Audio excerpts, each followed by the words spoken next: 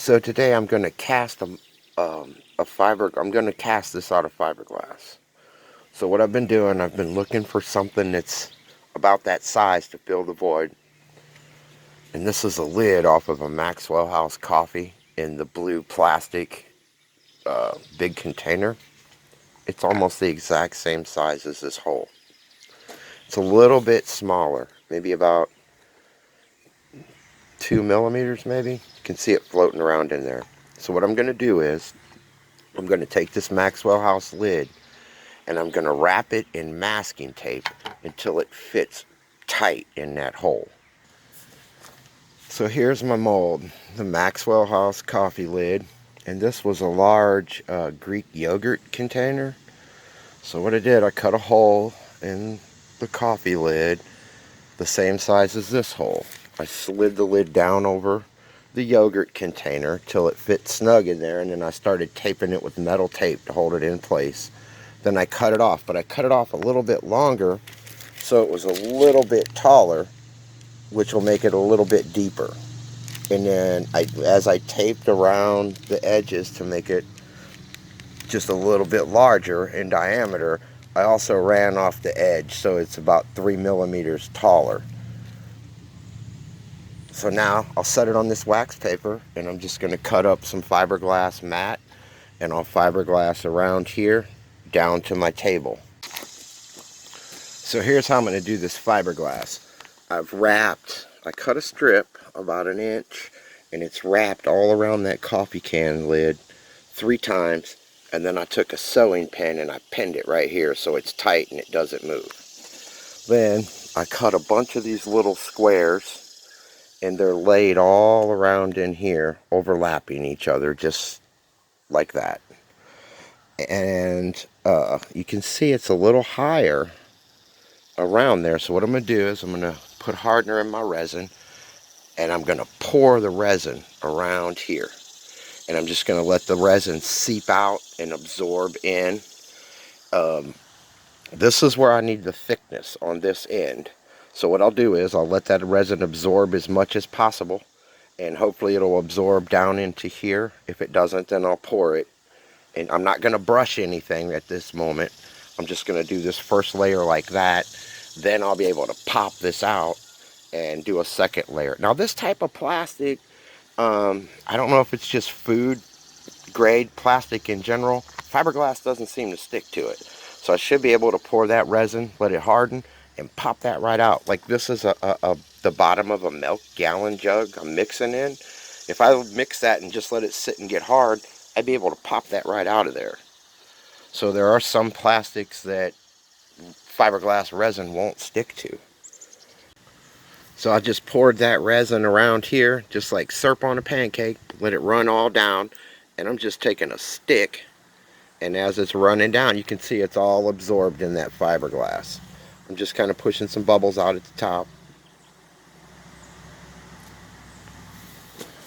And then just as it's running down heavy, I'm pushing it back up, which is giving me a hard, thicker edge right here.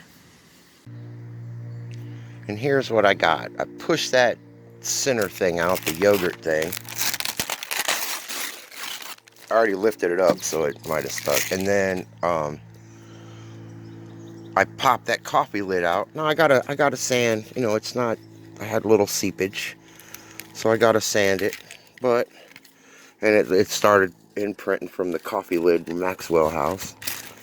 So I got this big hefty fiberglass donut that you could see I could really fiberglass into anything.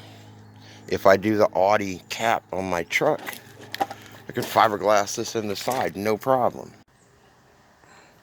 So before I sand it, see where I got this overlap here where it slid or whatever. I'm just taking a razor blade and I'm cutting that.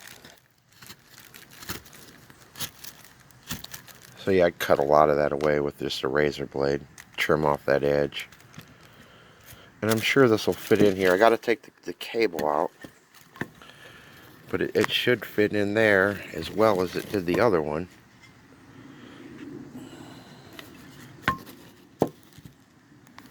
About 1/4 of an inch thick.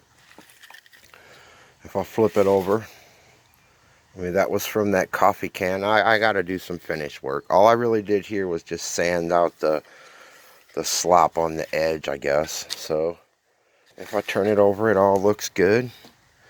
Now, this will fit. I had it marked because I spun it where I thought it would best fit. I think it was like this. This fits right in there. But I got to kind of wiggle it and work with it if the seal's on it. So I'm going to have to, I'm still going to have to do a little bit of sanding. That I just hit that with some 40. Just went around it a few times with some 40 to knock off my little lip right there that I had from the mold. So I'd probably do some 80, and I think all I got to do is roll that out a little bit because this fits in here nice. I mean, it's got room. It's sitting right down where it should. The lid won't stay shut because I had to take the cable out. But if I flip it over, well, I can't see, but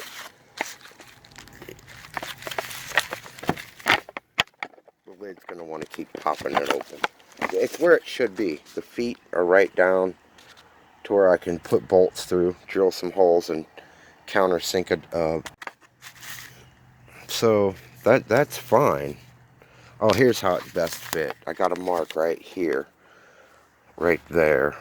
So if I turn it and put that bolt that way, it would best fit.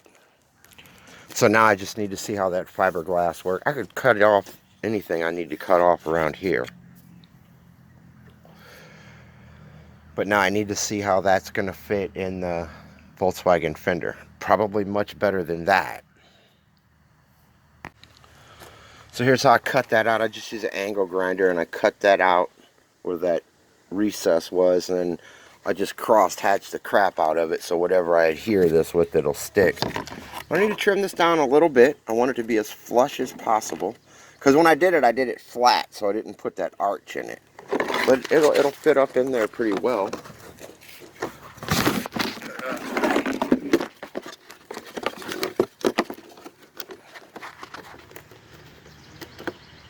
So that's not too bad. It'll fit. I got a little bit of a rise up there, but if I trim a little more off of the sides, it comes closer. Because like I said, I didn't make it with that arch. So I don't see a problem with that.